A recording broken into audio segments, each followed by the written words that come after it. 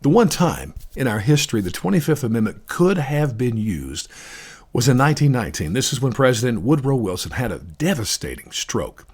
He was left paralyzed, bedridden, and certainly lost much of his mental capacities. So his wife, Edith, she locked him in his bedroom in the White House and wouldn't let anybody in but his doctors, and basically she took over the duties of president. So it's a good thing we passed this amendment, because think about Hillary Clinton back in the 90s. Listen, if they had not passed this amendment, she would have offed Bill somewhere in that process and taken over the reins of president. I don't think there's any doubt about that. But in 1967, they passed the amendment. That was after Kennedy's assassination. Just wanted to clear up the process, make it clean, and specify it is the vice president who is to take over in the event a president can't do his job or her job.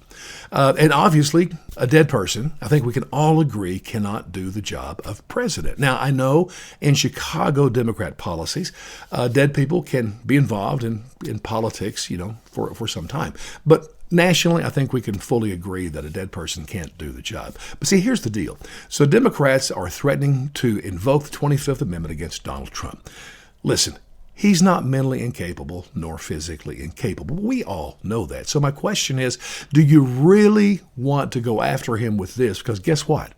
This will be used against every president from here on if you do. And by the way, if Democrats were successful in getting Trump out based on the 25th Amendment, I promise you day one of Joe Biden presidency, Republicans will be moving to remove him based on the 25th Amendment, because it will be nothing more than a political game, not democracy and not good. And listen, we all know Joe already has the beginning stages of dementia. I've said before, go back in YouTube, check out some of his speeches in 2016 and look at them in the last year. It's obvious.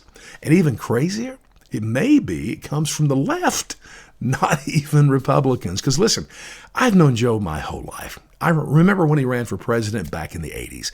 Joe is not a left-wing extremist like some in his party. If he's in control of anything, he is not going to do the Green New Deal or other left-wing ideas. So it may come from his own party to invoke the 25th. Because guess what? If they successfully were able to remove him, Kamala Harris becomes the next president.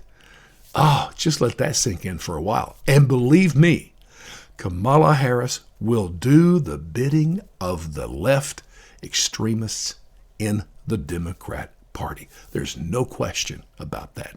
So Democrats, please, would you shut up about the 25th Amendment?